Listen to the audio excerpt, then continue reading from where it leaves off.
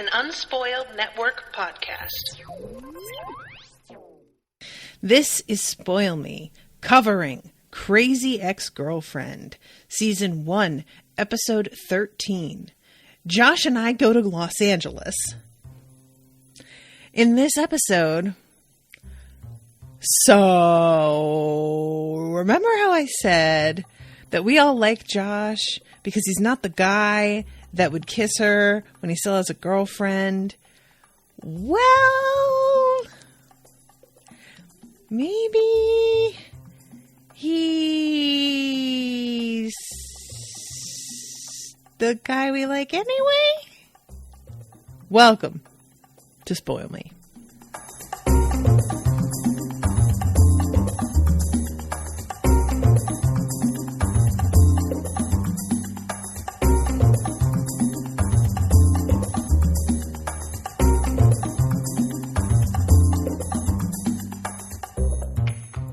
Welcome to the show, everybody. I am Natasha. Thank you very much to Megan for commissioning this episode.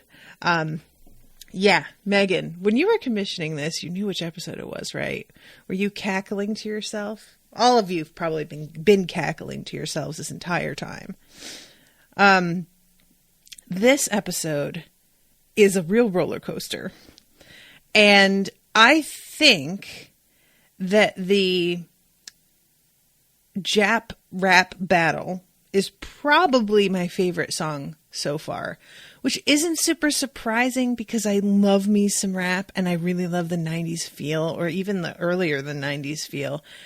And it was just so funny, and it was just so well done. And I'm riding the high of that, and then we go into like the actual litigation and shit starts to go really wrong. And I'm like 100% certain that Rebecca is just going to like pull it out anyway. And then she doesn't. And I was like, oh, all right, well, you know what? I actually kind of like that though. And then Josh kisses her. And I gotta be honest, y'all, I can't decide how I feel about it. It was like, at the time, I was going, oh my God! But then looking back after, I'm kind of like, what was that, Josh? Like, you just got through this whole thing where you weren't even sure that you wanted to be part of this lawsuit because you were so weirded out by Rebecca. And then, all of a sudden, you're out here after having had like a conversation with your girlfriend about her trusting you. You're out here initiating the kiss. Like, Rebecca didn't do this. It was 100% him. I checked. And like, yeah, she keeps the kiss going, but he was definitely the one who initiated it. And I am dying to know where his head was at. I think what we're supposed to get from the moment when he kisses her is really, and this is 100% true, by the way, is that when you watch somebody do something they're good at, and in this case, she's good at it even if she loses, it's just kind of hot, right? Like, I have always found that to be true. It doesn't matter what it is. It could be something very physical. It could be something totally mental. But when it's something that person is passionate about and capable and good at, it's just attractive. So I think that's a huge factor, is like he's getting to really see her in her natural habitat, doing a thing that she is like highly trained for, that her mind works with really well. And not only all of that, but she is fighting for people who are from the community that is so important to him. And I think even more than her abilities, that's important. Like, he just loves West Covina so much. And the fact that he's, you know, this woman is like putting it all on the line to defend West Covina's people from being exploited is probably like just a huge deal for him, you know? And so my question now is, what happens immediately following this kiss? Because I have a fucking hunch that Josh is going to be like, oh my God, what did I just do? Oh my God, what did I just do? And I am not excited about watching him and Rebecca have to hash out what the fuck that was. Because he has given her an enormous, I was going to say he's given her a ray of hope, but it's way more than that. He has given her a ladder to climb. Like, there's no pulling back from this in a reasonable way. And having any sort of leg to stand on about the way that she behaves around him. So I'm hoping that he is a little bit more mature about it than just retreating. But I don't really know what he's like when the pressure's on in this sort of way, because Josh is always so easygoing and so willing to see the good in people and so willing to like give the benefit of the doubt that when he's in a position where he's starting to realize maybe what everybody said about her being into him was right, and he's realizing maybe he's into her and that he maybe isn't as trustworthy as he thought he was, that's really a thing that fucks with you. Like, as somebody who went through this 5 or 6 years ago, realizing that like I was willing to risk my current relationship for a hypothetical other relationship that wasn't actually extant yet. And that I was willing to lie to my partner to keep that other thing going. It made me completely reevaluate who I was as a person. I just, there are so many things that I thought I would never do. And it turned out that I would. It just had to be the correct circumstances. The situation had to be right. It's really, really easy to just be like, I would never do that. And then you wind up in a situation with a person that you are starting to realize maybe doesn't actually love you the way that you thought. And maybe you don't actually love them the way that you thought. And all of a sudden, everything about being honest with them and open with them feels different because the relationship is different than you thought it was. And I'm kind of seeing maybe Josh is there because he's already been going through some shit, feeling as if Valencia doesn't believe in him, doesn't want the same things as him. And it's not like this show focuses enough on Josh for us to get a particularly good feel for how pervasive that is. But it's shown to us enough, and we know Valencia's attitude well enough by now, that I would be willing to hazard a guess. This isn't the only, like, dealing with the summer camp kids wasn't the only time that she's acted like this with him. So, yeah, I'm just, like, very curious about Josh's reaction and how he chooses to handle this, because he could go home and tell her the truth and completely end his relationship with her. I don't see that happening. And it's not because I don't think that he wants to be honest with her. I think that he is going to try and play this off as an impulsive thing that he didn't really mean, which happens, I'm sure. I have never done something like this just out of impulse and not really meant it. But I'm not everyone. So, but yeah, I really like, I think part of me also doesn't want him to just leave Valencia. And the thing is about that it's not because I think they're good together. Obviously, I've said this a couple times. Like, the only thing they really have in common is a strong attraction and a desire for, like, exercise and doing stuff that's really physical. But I don't want Josh to be single. I don't really want him and Rebecca together that much. It's a sort of, I mean, it's not surprising that Paula is reacting the way that she is, but Paula, whenever she like says something about how the two of them were meant to be, I just can't help but roll my eyes because I see no indication of that at all.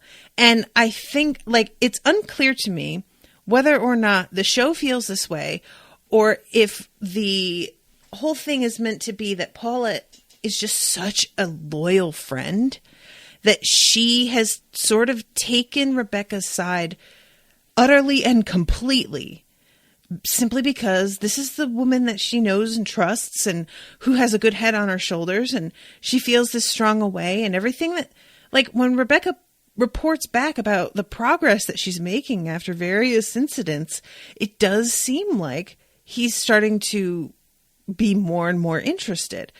So Paula is sort of in this weird position where, like, she's like a viewer of the show, like us in a way, you know?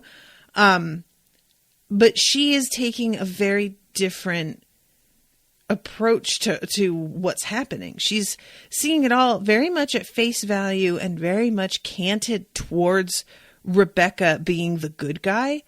And I think Valencia, being as awful as she is also like it's helping with Paula feeling this way, because she's sort of just seeing it in this dichotomy of just like, it's you or her, and she's awful. Clearly it should be you. Whereas somebody like me, I'm like, I mean, she is awful, but Rebecca and him don't have a whole hell of a lot in common either. So it could just be neither one of them. And that's not something that Paula's even going to say or think. You know, she has a goal and an objective in mind. And as she has said to her husband, watching this relationship and this first love is like a drug. You know, it's like she's getting off on it, essentially. And so how is she going to be able to, like, turn around and be like, actually, maybe this is a bad plan? Yeah, there's just a lot. I don't know, guys. And as far as Rebecca, like, she's going to run off and feel like she's got it in the bag. He kissed her. She's going to feel like she won. And it's so not necessarily true. It's the first step that could lead down any number of paths. And a kiss isn't victory. And a kiss from a guy who has a girlfriend already is problematic in that you don't know. I mean, and I say this as somebody who has been Josh, so I am aware of how I am, like, implicating myself here. But when you get involved with somebody who is willing to do something like this, you run the risk of being the person they do it to next. And you have to come to terms with either accepting that about them or be so certain that they would never do that to you, that the situation was different. And that is where most people tend to fall, is they are certain the person would never do it to them. It's different with us. He left her because we have such a powerful thing. She left her husband because everything with us was just a supernatural kind of love story. And while in my case, I don't believe I will ever do anything like that again, because I feel like I've really learned a lesson from it and regret handling things the way that I did, that's not necessarily true. We just tell ourselves what we want a lot of the time to get where we want to go. And I don't think Josh is somebody who's habitually out here doing this. So I think that Rebecca is right if she decides to believe that he wouldn't do this to her. I think she'd be right. I don't think he would. But Rebecca's not exactly somebody who, like, is restful and peaceful in her mind. And I could see her growing paranoid after a time if it looks like he has any sort of female friend that might be interested in him, because, as he put it, lots of chicks are into him. So she may well turn into a Valencia if she starts dating him without really realizing it, at least in her attitude of being really suspicious of other women. So, you know, we'll see how that goes. But I have talked for 15 minutes and haven't even started the episode. So let's start talking about that. So we start with a recap of her having talked to her mother. Like we're seeing the flashbacks of her and her mother talking about this Audra Levine girl that she is like in indirect competition with. And it's really interesting once we get there, because Audra Levine is not somebody that she particularly personally feels like she is competing with. It becomes clear later Audra feels like she's competing against her. Audra has always felt that way, and their parents have seen it that way. But Audra herself is very, very invested in this competition in a way that Rebecca just isn't. And then we learn, like, you know, the little flashback about the two of them being girls in school competing for highest grade. Rebecca got a grade beyond, she got like a 98, I think, when nobody else got over a 90. She just does so much better than Audra naturally that, of course, she doesn't really see her as competition because she outshines her without really worrying about it too much, which is kind of damning. Like, honestly, more than anything else, that probably drives Audra fucking nuts. And I know if I were seeing somebody as a competitor and I just never seemed to even be able to touch them, I would fucking give up. Like, not that I would give up on doing what I want to do, but I would certainly stop making it so clear that I was competing against them specifically, because it just starts to get embarrassing, I would think. Apparently, Audra is confident enough now, because of the choices that Rebecca has made, that she is open about competing against her because she doesn't feel like there's any risk of losing. But I'd be very interested to see what it was like between the two of them when they were adults, because we see all of these like flashbacks of them, like, you know, fighting with one another, but they were working apparently at the same firm. And now Audra has, you know, been made partner, and she basically got the slot that was Rebecca's before she left. And this means that they were working together and that she was competing with her as a grown-up. And I am absolutely dying to know what exactly that looked like and what her life was like, because there's an element of really being pathetic there, and her having like modeled herself after a person in an attempt to, quote, win, who doesn't even really notice her. And that's so humiliating, but she doesn't seem to see it that way. I'm just somebody, like, don't get me wrong, I am competitive in that I want to be the best always. Like, I have never really considered myself a competitive person until I think I was like on a podcast with Rashawn, and I was like, I don't know if I'm very competitive. And Rashawn was like, are you fucking kidding me? You always want to be better than everyone else. And I was like, well, yeah, I mean, I want to be the best at everything, like completely outshine everybody, but is that being competitive? And she was just like, what is wrong with you? Yes. So I am, but the thing is that it's, when I think about being competitive, I always think of it in terms of like against specific other people. The way that, for example, in sports, you know, it's really easy to quantify who are the threats to your crown if you're like, you know, the fastest runner or you scored the most goals or whatever.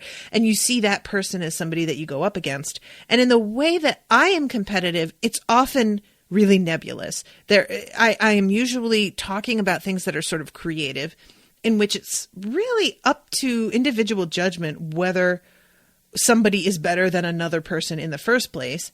And then it can really fluctuate. This person's way better at this sort of design. This person's way better at that.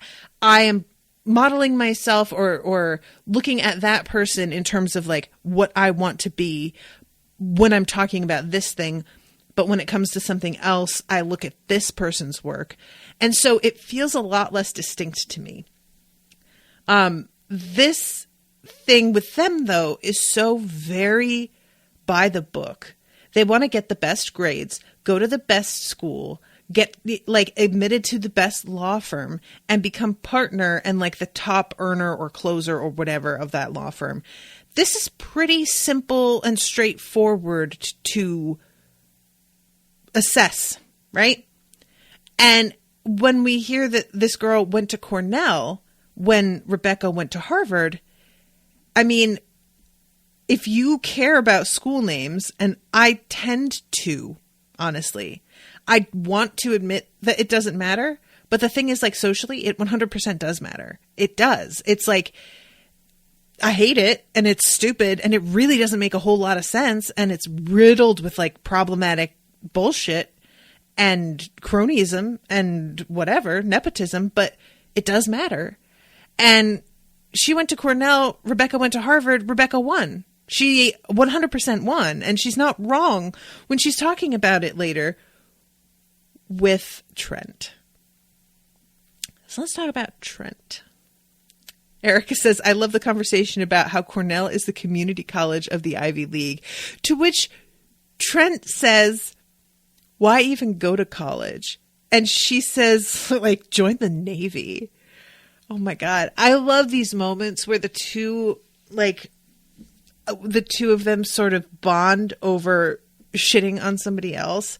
And I really love how much Rebecca is, like, portrayed as being sort of down to earth in the fact that she can be a huge mess, that she is a little bit overweight, that she can, like, just sort of, like, get sloppy and not really, like, but she's still a huge fucking snob about some stuff. And that's fucking real.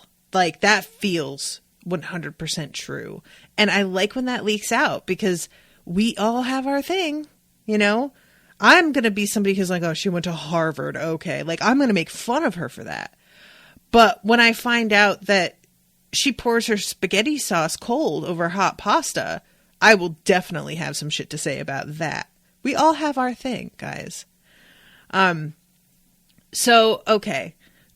We started the last episode, or ended the last episode rather,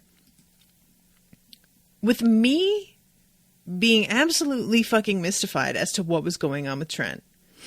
And I am not kidding. I finished recording that Spoil Me and immediately started playing the next episode from my computer without leaving my chair because I just had to know. And it turns out that Trent is the male Rebecca, except with even less reason to be this way. Rebecca is obsessed with Josh because they had a summer fling that she has never really gotten past. Trent didn't even have that. He just was super into Rebecca from afar. I mean, Rebecca, when she and Paula are coming up with fake boyfriend Trent, she doesn't even seem to recognize him. It's not mentioned anyway. You know, like, Paula finds him on Facebook and is like, oh yeah, here's the guy that would be perfect for your little fake boyfriend situation that we're setting up. Rebecca doesn't go, oh yeah, Trent. Oh my God, I forgot about this guy. He'd be perfect, actually. He's real weird. Like, she doesn't even know who he is. And so when he realizes what's going on, and he seems to catch on pretty quick, he fucking just goes for it. And it results in a pretty satisfying moment where Greg is like, after he leaves and Rebecca leaves, Greg is sort of sitting there, like, simultaneously embarrassed and really mad at himself that he has somehow gotten roped into this madness again. And y'all, there's a whole thing with Greg. I'm going to talk about that just kind of out of the gate here. Greg is in love with Rebecca, apparently. But here's the thing, like, everything that he suspects about her is true. And this is what's, like, making it so frustrating, right? So there's this whole thing with him really being like, she's not my girl, I don't care. And obviously being so salty about her case and it being on TV and the whole thing, that it gets Heather's attention, and she's not a fool. She fucking can read people, and she sees he's being super weird about this for some reason. So he's acting like this and being weird like this. But this scene where he's like, I can't believe that I got roped into this madness again. He's not wrong about getting roped into, because, like, honestly, it comes down to, why do you care so much, Greg? Really, that's what it is. When it comes to Valencia, as much as I don't like her as a person, she's correct to be suspicious, and she is correct in her suspicions specifically. Greg, though, hasn't got a horse in this race anymore if he isn't interested in her. So he is right to be embarrassed and ask himself what the fuck he's doing here, because he shouldn't be there. He's got a girlfriend that he supposedly really likes. So why does he give a shit if Rebecca's lying about this stuff? But then when it comes to Heather saying, don't settle for me. Now, I have no idea what this means for her working there. I kind of still want them to work together, but I know that it's like, I'm not sure how I would feel about the show trying to portray Heather as being the cool ex who can totally still be friends and still work together and not make it weird. I feel like that seems like something you would instinctually do with her character, but I have a hard time believing, considering how sort of into him she was. I mean, she gave him a second chance and he really like came to her asking for forgiveness. I can't help but think there's got to be some hard feelings, as much as she may like try to be as magnanimous as possible. But I'm getting off topic. But him running down there to declare his love, when in truth, we all as viewers know that every bad thing that he suspected about Rebecca is 100% undiluted accurate. Imagine if they got together and he slowly began to find out that it was all true, that everything he thought about her was true. Does his, quote, love, and I'm really saying quote love because I don't really buy it. Does his love for her stem from the fact that she's a little nuts? Or does it stem from the fact that she is so challenging and keeps proving him wrong? Because that's kind of what I feel like is happening here, is that he is somebody who kind of loves an unavailable woman.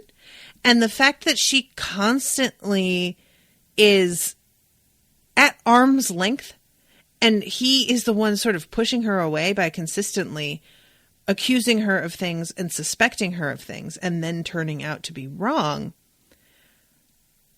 I feel like his infatuation is really more of a psychological fascination than it is actual love.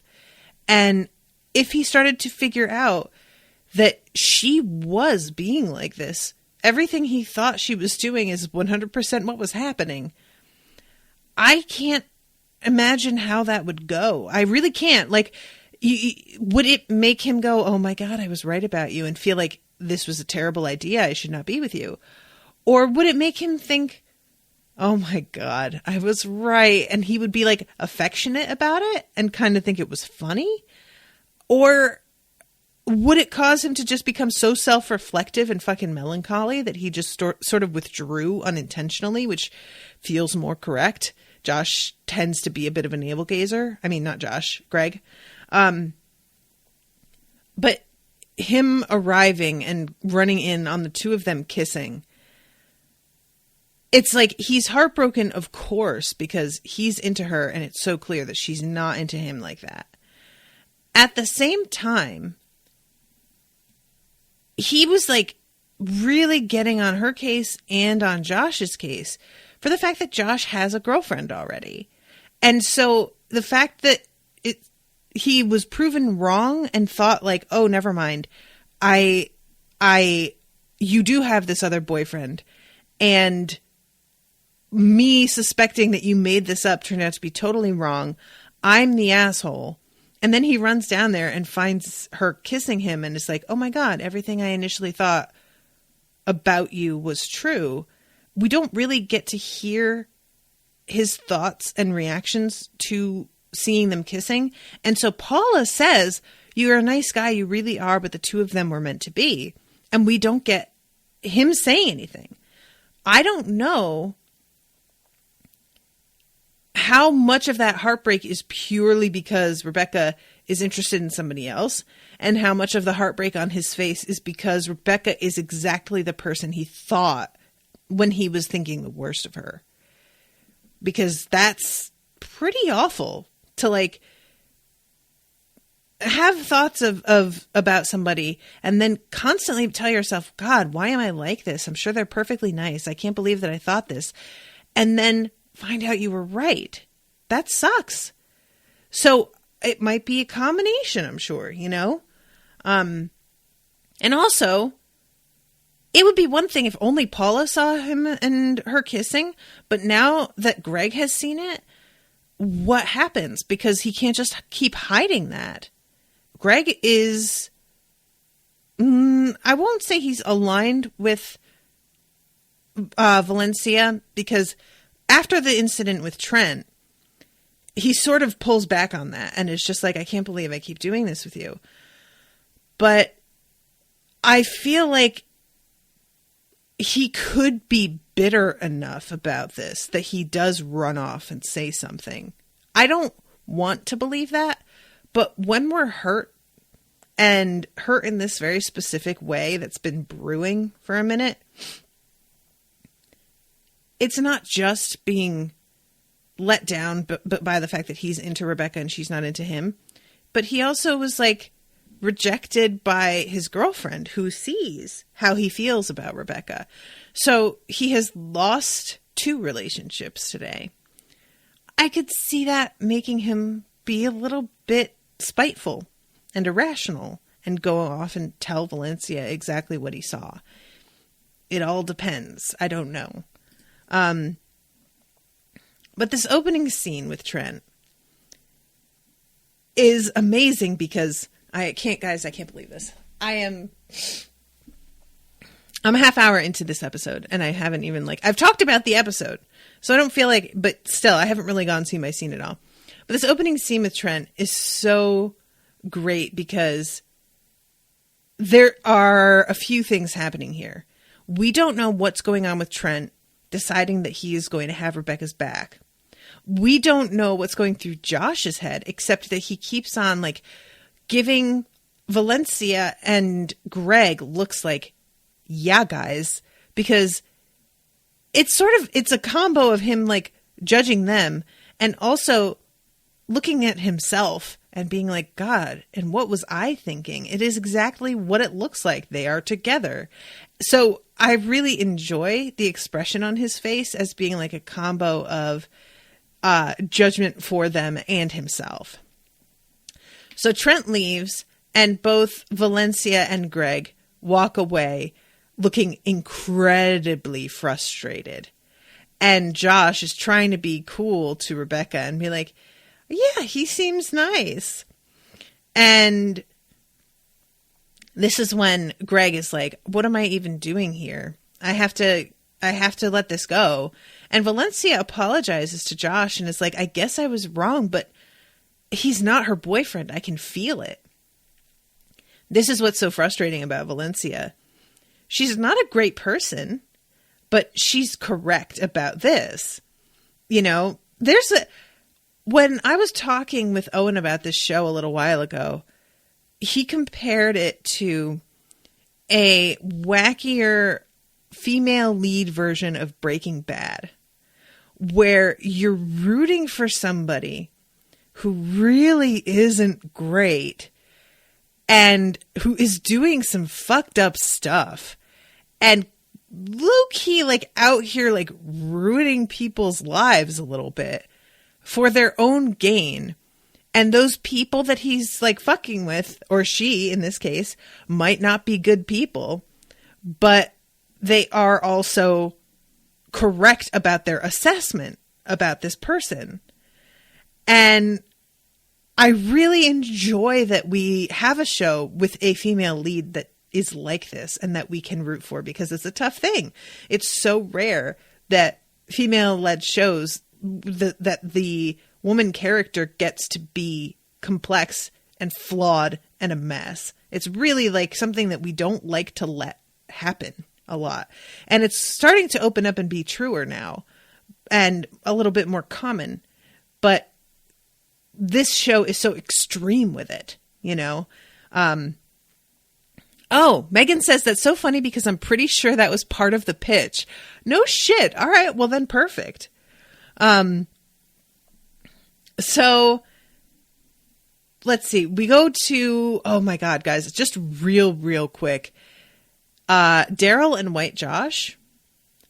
Cutest ever or like cutest ever? Because I'm pretty invested in that relationship above all the others in this show, I have to say.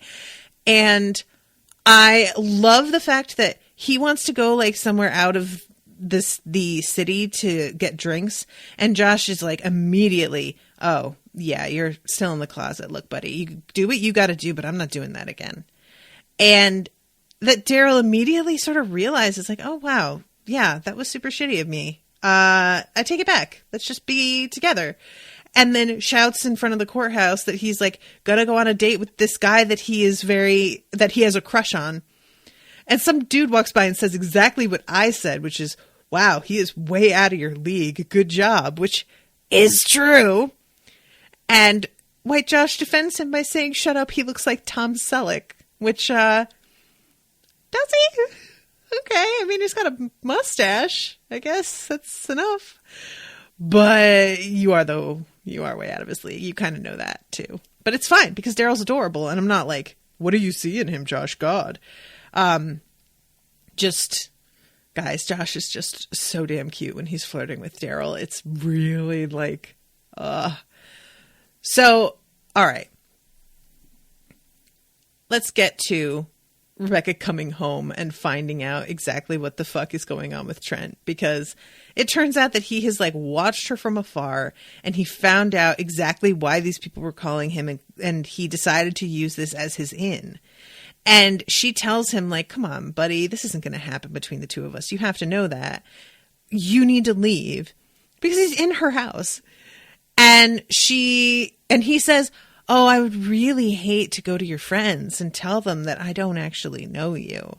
And she's like, oh, word? Is that how we're going to play this? Like, and it turns out to be, despite it being super creepy, it wasn't that creepy. I wore a bathing suit. Despite it being super creepy, it is sort of heartwarming having these few moments where she comes home and he's like waiting for her and made dinner and has wine. And he's like, you know, just totally being that super supportive, perfect Mr. guy. And I would say that he's attractive, but he is so cartoonish looking to me. He has like a lantern jaw, which I don't feel like I understood really what that meant until I saw this dude and his jaw, which is just, it looks like it weighs more than the rest of his face. I dragged tree stumps for fitness. But there's something really nice about it, because Rebecca does need support and somebody to talk to who's on her side. And she certainly has that with Paula, like 100%. But it's lovely to see this being a thing that's like in home for her and is a physical care. You know, Paula is there for emotional support and to talk her through stuff and bounce things off of and share her triumphs with. But this is somebody who's literally like cooking for her and caring for her. And I'm going to miss him. You know, I'm sure she'll miss him as well. I just enjoyed all of these little like moments that they have together. So Rebecca is going up against city water, and she has uncovered that there is like this massive cover up going on with all of these landlords that are redirecting water to Los Angeles, and is compiling a case, getting in touch with all of these people in different counties, this is the one county, all these people in different cities within the county. And she doesn't realize that city water is bringing in the firm that she used to work for. And when she sees them standing outside, I think it's Daryl that says, wow, Audra Levine looks like you used to. And we get a flashback of Rebecca standing on the street in New York. And I really had forgotten what she looked like at the beginning of this episode or this season. Like, her hair is straightened and just looks very severe. She's wearing a really simple, like, black outfit with a blue top under it. Audra is wearing almost an identical outfit. And I think she might even be wearing an identical necklace as well. And I would love to know whether or not, I think maybe it's not an identical necklace. It's pretty close though. I really, guys, how much do you know about, what is the name of Rebecca in real life? Shit, I forgot her name. Is she somebody who went through this in life? Rachel Bloom. Thank you, Erica. Rebecca Bunch. Rachel Bloom. That's right. Did she have this sort of like, I'm going into the professional world and then realize, oh God, no, I'm not. Never mind. No, that's not for me. Because there is so much about this that feels incredibly true. I didn't even go down this path as far as she did, where she completed school and went into it as an actual career. But I stuck my toe in a little bit and just had such a fucking visceral reaction to this world that I was just like, never mind. But I love her standing there with her paisley shirt and her hair curled and overall a more casual look, looking at this woman who is everything that she is supposed to want and realizing that she doesn't anymore. And like, she's afraid of going up against her because she knows that like Audra is talented and good at her job. But the moment that she has at the end of the episode where Audra's like, well, I went up against you and I won. And she's like, I mean, I guess I'm not really like that anymore. And Audra's like, well, I don't care. A win's a win. And she finally stops and says, Audra, take care of yourself. Don't forget to try and be happy. And Audra says, I am happy. This is what happy feels like. And she remembers herself saying that exact thing as she was having a fucking panic attack in an alley. Guys, there are so many moments as you get older. It's particularly interesting here because they are like essentially the same exact age. But as you get older, I feel like you have more moments like this where you see people who are heading down a road really similar to the road that you headed down. And you get very emotional looking at them and realizing like, oh my God, you're about to do the thing that I did. And you're going to get so hurt by it. And you don't know. You don't even know. Oh my God. And it's like so hard to fucking watch. And you try and gently be like, look, maybe this isn't a great choice. And that person is just like, what are you talking about? This is exactly what I want. I'm getting exactly what I want. I'm really happy. And you remember thinking that too. There are a lot of moments in my life that I look back and I recognize now someone in my life gently trying to steer me in another direction and me absolutely resisting it and resenting it. And now I understand what they were doing and what they were saying. But I also understand there is no way to grasp what that person is trying to tell you until you have experienced it. That's the pain of life, is that unless you fucking know, like really know, and have gone through the shit, you literally cannot comprehend what that person is explaining to you, or not explaining, simply trying to very gently nudge you towards. And oh, Siri, what do you want? So I really, really like the fact that she has this moment of, yes, she loses the case. yes, she didn't succeed on something that she set out to do that was important to her. But when it comes down to it, the things that used to be her goals and objectives are not the same priority that they were. And she's starting to understand having a different outlook and caring about different things. And she really, I feel like, is growing as a person in terms of understanding what is important when you get right down to it. And Audra is still stunted. Now, I don't know Audra. And when she says this is what happy feels like, she's not crying and having a panic attack when she says it. It's certainly possible that for her, this is actually what happy feels like. Audra doesn't seem like somebody who's super well versed in like the full range of human emotion. But I can't help but suspect she is a little stunted, and she is going to maybe in another 10 years reach the spot that Rachel is in now, or Rebecca. Yeah. And who knows, maybe she won't. Maybe this will be exactly what she wants. She's got a lovely vacation home upstate. She's got something cozy with Christmas that, you know, makes Rebecca's mother very happy. She is partner and wealthy and whatever. Maybe everything that she has is exactly what she wants, and she won't regret any of this. Maybe that's true.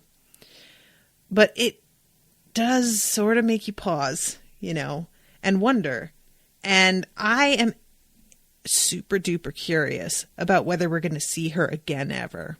I really would love to know. Not know, don't tell me. But it's the sort of thing that part of me wants her to like wake up and realize that she's like prioritizing the wrong things and that she is letting her mother's expectations rule her life. And another part of me is like, I hope she is happy with what she has. I hope that she doesn't have a sudden awakening of realizing that she's like wasted the first 2/3 of her life. I don't, you know, like I don't wish pain on somebody like this, but when it does seem like they're just sticking their head in the sand, I do want them to wake up sooner rather than later. So it's a real sort of no-win situation. So, all right. They have their amazing rap battle, which, guys, is so good. It's just so good. I loved it. I loved it so much.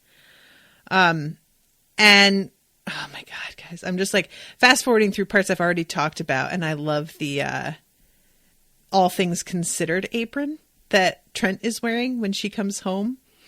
And I love when Audra turns and sees Rebecca and gives her that big smile that like, where it starts off as a little smirk and then it becomes a full like, no, I'm just being friendly. Where it's just this actress is good. She's really good. So then we go to the actual court case and they're all waiting for the other plaintiffs to show up. And it doesn't seem like anybody's coming. And Rebecca's starting to get really worried. And then they all slowly begin to appear. It's pretty fun because this song that they're doing is really similar in vibe to the song from Les Mis, where they're like behind the battlement, or not battlements. They've like piled up a bunch of shit in the street. What do you call that? Erica Peters says, "Oh gosh, flooded with justice is exactly the reason I told you to watch White Josh's face." Oh, I didn't do that. Hold on. I'm jumping to that part now. Everybody climbing up the stairs of the courthouse and singing. I love this so much. I love that there are so many ordinary looking people in this crowd. Like they really make sure to just cast folks, you know? Oh my God. Yeah. Josh watching them all walk up. This is pretty amusing. So yeah, I love them like singing about like the trickle. It's the drip, drip, drip of the faulty faucet of truth. It's the drip, drip, drip that will make you go, what is that? We shall not be denied. We shall not be denied till we restore our pride, and then we'll all go to raging waters. It's pretty fun. This is one of those songs that, like, in this moment, watching this in this show, with it being a bit of a joke, I 100% am behind this kind of song. But in the context of Les Mis, this song just felt really embarrassing to me. I frequently get that way about musicals. I'll get embarrassed secondhand for a song that I find to be like a little too earnest, I guess. A song that's just like, so like, we believe in our cause and we're doing what's right. And I'm just like, oh, guys, come on here. And the thing is, like, you know, you're on the side of these people singing it in Les Mis. It's not the problem. It's just, it feels so fucking sincere in this way that's just really... So I much prefer it being recontextualized here instead. Oh my God, you're kidding me. Erica says David Hull wasn't told about this happening, so he just had to react. I'm seeing him looking over his shoulder and blinking slowly, looking like he is marching along because that's what everybody else is doing, but he isn't totally sure that he's supposed to be doing it the way that he's doing it. And I really love that they mention BJ Novak and then they pass by him and there's BJ Novak and he's wearing goggles and like a full jumpsuit because he's making drugs in his base, which maybe that's like supposed to be a little bit of a Breaking Bad reference. Maybe that's like tying right in with what I was saying. But yeah, everybody, I love the flags that the crowd has for like no particular reason. And yeah, you're right, Erica. Josh's face throughout this whole thing and his like, he's like being into it and he's excited about it, but it's really clear that he's desperately trying not to laugh for almost the entire thing. And I can't believe that they just didn't tell him about this. I want to know why they didn't tell him. What was the objective there? Oh my God. Well, it did come up, like, it did end up with some like priceless expressions. So it's fine. So they go inside and we see, back to the old ecstasy factory, says BJ Novak. We see, that Rebecca is like hinging almost her entire case on this one dude who is a, what do you call it? Like hydro engineer, something like that. This dude is very, very educated, but it all apparently means nothing because he has been diagnosed as a schizophrenic for 16 years. Now, guys, here comes my one and only problem with this episode. Rebecca does not push back on this at all. I feel like this is a major flaw. Rebecca herself suffers from mental illness. Rebecca herself has to be aware of the stigma of mental illness.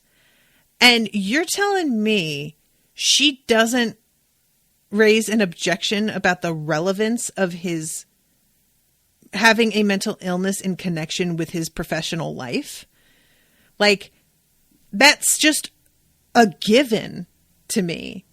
That she, of course, that is something that you would say, like, I don't really see that being relevant to what he can, like, if this man is medicated and has managed to get a PhD in his field and works at this professionally, obviously his mental illness doesn't affect his work. And if you think it does, we can get a second expert in here to corroborate his findings and get a second opinion. And I just don't understand why she lets this go so completely and why everybody allows this to be the end of the matter. Like, is it supposed to be that we as an audience also dismiss him? Because I sure don't. This guy is obviously, like, he went to school for fucking over 10 years collectively for this field. I don't understand why nobody seems to want to like contest the assertion that his diagnosis completely discounts all of his findings. I just don't understand it. And I kept waiting for it all episode. And the most we ever get is Rebecca being like, just because he has some problems, I mean, don't we all? What? Weak sauce. Weak sauce. And that's part of what frustrated me about everybody being like, you did such a good job. You gave these people a voice.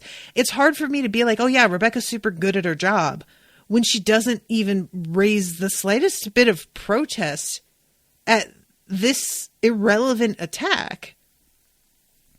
I don't understand that at all. Like, and it feels especially weird given that on this show, mental illness is something that is frequently talked about and treated as if it is like something that people misunderstand and don't really want to like address in a way that is holistic and compassionate. For then this character who has a much more severe mental illness, which is even more misunderstood and maligned, to be dismissed in this way, and then sort of the entire storyline like rotates around this moment. It feels like a huge drop of the ball to me. I was very disappointed in this. So I don't know what you guys think of this, or whether or not you, like, if there's a lawyer out there listening to this who's like, oh no, this totally would have sunk her case. I would love to hear from you, because as far as I'm concerned, Rebecca did not do her whole job. Letting this go here, to me, was deeply irresponsible and not exploring all of her options. And it's astonishing to me that none of her coworkers either, none of her colleagues suggested getting a second opinion, finding somebody. Like, I know that the whole thing is supposed to be she loses the case and Josh is proud of her anyway. Fine. She could still lose the case, but you don't have to let it be because of this. And I don't know. I watched this episode 3 times, and every single time I was like low-key hoping that I had missed something in the dialogue that was going to like explain a little bit more why she basically just rolled over after this. And there really isn't anything. Megan says, I think she didn't have a backup source, and I think she would have had to have one immediately there, but not getting a second opinion or realizing the main witness could be discredited doesn't make sense. Yeah, that's the other thing, is that part of your homework is finding out the background of your witnesses. And Rebecca is supposed to be super good at her job, and the idea that she didn't do this due diligence herself as well is a little bit unbelievable. And she asks for a recess. And I assumed she was asking for that recess in order to find another expert. But no, she just asks for the recess in order to fucking panic. And then Trent comes in with his hacked emails that she decides not to use. And like, I get why she wouldn't. I really don't think that, because she's like, well, this could win the whole case, but it's super dishonest. I'm like, could it win the whole case? Because people are going to ask where you got those. There's no way that you can like do this and not be under scrutiny. But yeah, I just really expected her to like do better than she does. So the fact that the rest of the episode is all about everyone telling her she did as much as she could. You really gave these people a voice. You're so good at your job. I'm so proud of you. You really like, it was really tough for me to listen to it and not be like, yeah, but she didn't do like basic shit. And that's the problem a lot of the time with storylines that are like meant to circulate around a case of some kind, but also have to be simplistic for a storyline, is that then you wind up in places like this where shit doesn't exactly make sense. So I'm just trying to let it go, but it was glaring every time. So I had to mention it. But yeah, so she winds up having to like decide whether or not she's going to use this information that Trent dug up for her. And she doesn't, but she does hand it over to a journalist. And I'm going to be keeping an eye out to see if that shit gets published and what happens with that, because I would love for there to be a follow-up here. And I pretty much talked about everything else. I'm out of time here. So, but yeah, the kiss with her and Josh, Greg seeing it, I love Paula being there to see it as well. Like, that feels really appropriate after everything that Paula has done for Rebecca in this vein. Getting to actually spy on them as they have their first kiss in like 10 years. That feels like she earned that to me. But I do really want to know, and I can't watch the next episode without Owen because he'll be real mad at me. So I really want to, though. But I am very, very curious what Greg does when he sees this. What he says, what he goes and does. Is he going to keep it to himself? Is he going to still want to even be friends with Josh? Because I could see kind of not really wanting to be friends with him after all of this. It's a combo of just being like, dude, I can't believe that you kissed her when you're with somebody. And we all talked to you about this and you acted like we were being ridiculous. And I'm interested in that girl. And I can't handle being around somebody who's like with her. It's just too hard, you know? If he's with her, who knows? But, so much going on this episode. So much. I really, really enjoyed this one. I think, how many episodes are there in the remainder of the season? I haven't even checked. Let me see if I can look without it being like a spoiler. I am really tired of Netflix just like deciding that they are going to play trailers when I just go to the main menu. Okay, so there are 18 episodes. So we've got 5 more for this season. All right, cool. Wow. I can't imagine this storyline and how they like pull 5 seasons out of this. I really can't, because there are 5 in total, right? Like, that is bonkers to me. Oh, there's 4. It is not unbelievable. Like, they are talented writers, and I think that there is a wealth of things to explore still. But it really is amazing that they started from where they did, and they managed to get 4 seasons out of it. Like, that is impressive. All right, guys. Well, I'm going to wrap this up. Thank you so much to Megan for commissioning this episode. Really, really appreciate it.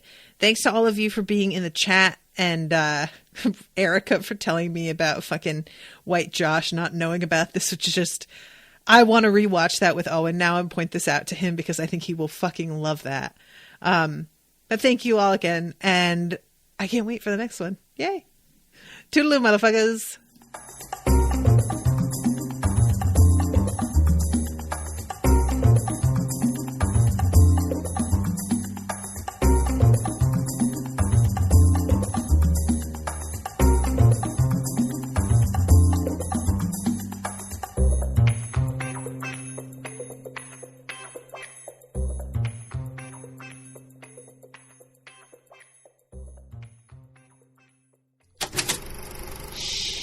That was an Unspoiled Network podcast.